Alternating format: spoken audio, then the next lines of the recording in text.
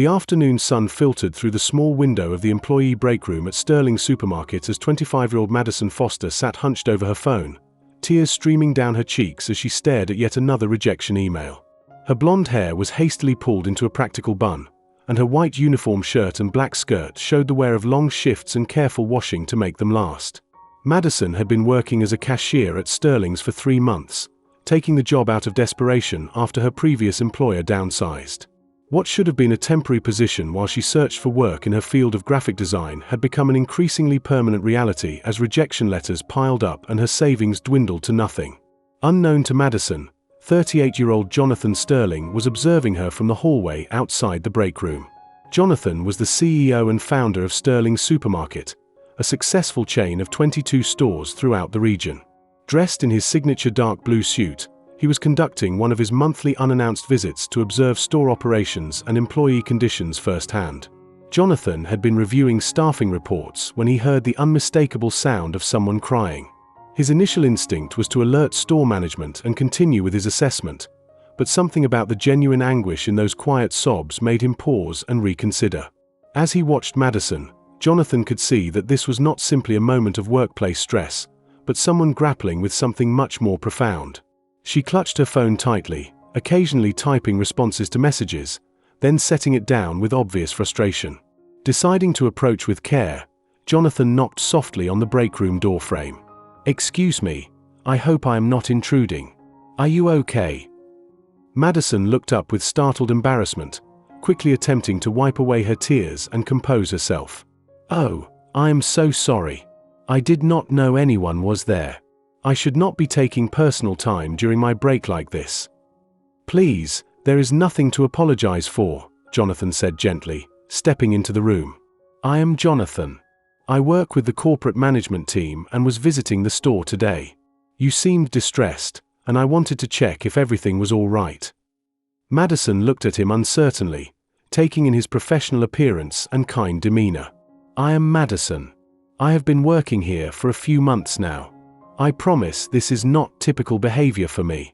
I am usually very professional during work hours." Jonathan sat down at a respectful distance, his expression showing genuine concern. "Would it help to talk about whatever is troubling you? Sometimes sharing our burdens makes them easier to bear." Madison hesitated, clearly debating whether to confide in this well-dressed stranger. Finally, the weight of her situation seemed to overcome her reserve. "I have a college degree in graphic design," Madison began, her voice trembling slightly. "I worked for an advertising agency for 2 years until they laid off half their staff due to budget cuts. I took this job thinking it would be temporary while I found something in my field, but that was 3 months ago." She gestured toward her phone with obvious frustration. "I just received another rejection email. That makes 37 companies that have turned me down. I'm starting to think I will never work in design again, and this job barely covers my basic expenses, let alone my student loan payments." Jonathan felt his stomach tighten as he listened to her story. Here was someone with education and professional experience, trapped in a cycle where financial necessity prevented her from taking the time needed to properly search for career-appropriate employment. "How many hours are you working here each week?" Jonathan asked quietly. "Usually around 35 hours, Madison replied. "I requested full-time status, but they said there are not enough positions available. I have been trying to find weekend work, but most places want weekday availability, which conflicts with my schedule here."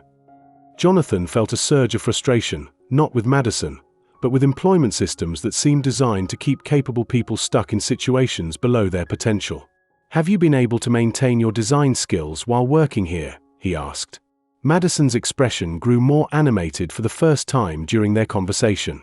"I work on personal projects at night and on weekends when I have energy.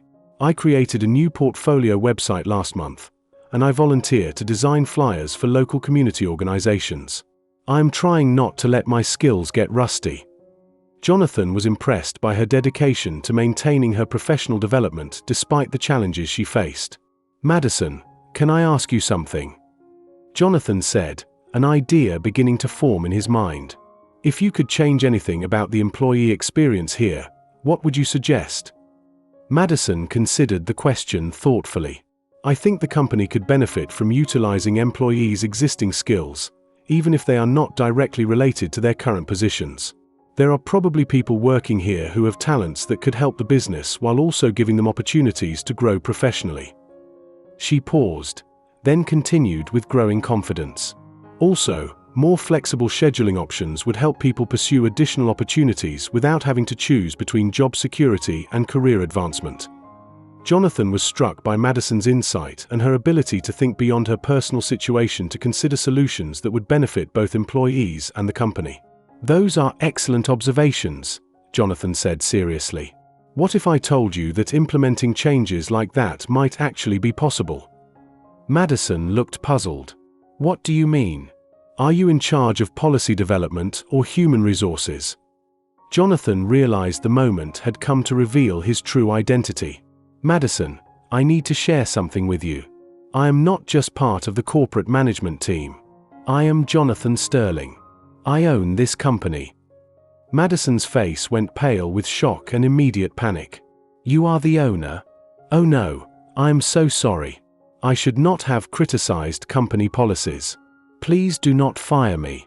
I know this job is not my dream career, but I desperately need the income." "Madison, please calm down," Jonathan said firmly but kindly. "You are absolutely not in trouble. In fact, what you have shared with me has highlighted some serious issues with how we support our employees' professional development.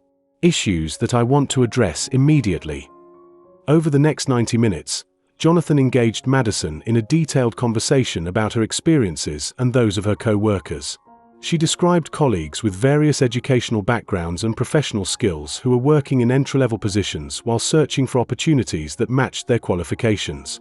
"What you are describing represents a significant waste of human potential," Jonathan said finally. "Both for the individuals involved and for our company. We should be finding ways to utilize people's talents while providing them with pathways to career advancement." 3 weeks later, Jonathan announced the launch of Sterling's Professional Development Initiative. The program included flexible scheduling for employees pursuing career opportunities, skills-based internal project assignments, and partnerships with local colleges and professional organizations to provide continuing education and networking opportunities. Madison was offered the newly created position of Employee Development Coordinator, a role that involved identifying underutilized skills among staff members and creating opportunities for professional growth while completing her transition back to graphic design through part-time freelance work. "I do not understand why you are creating all these opportunities," Madison said when Jonathan offered her the coordinator position. "You could have simply continued with business as usual." Jonathan smiled, reflecting on how much his understanding of leadership had evolved since that afternoon in the break room. "Because you helped me realize that our employees are not just labor resources, but whole people with dreams, skills, and potential that we have been ignoring. You showed me that a truly successful business should be a place where people can grow, not just survive." 8 months later, as Jonathan reviewed reports showing significant improvements in employee retention and satisfaction across all Sterling's locations, he often thought about the day when a young woman's tears had revealed the gap between his company's values and its practices. Madison had not simply shared her personal struggles that day. She had challenged him to create a workplace culture that recognized and nurtured human potential rather than treating employment as merely a transaction. And Jonathan had discovered that the most valuable business innovations often come not from expensive consultants or market research, but from listening with genuine empathy to the real experiences of the people who make organizational success possible every single day.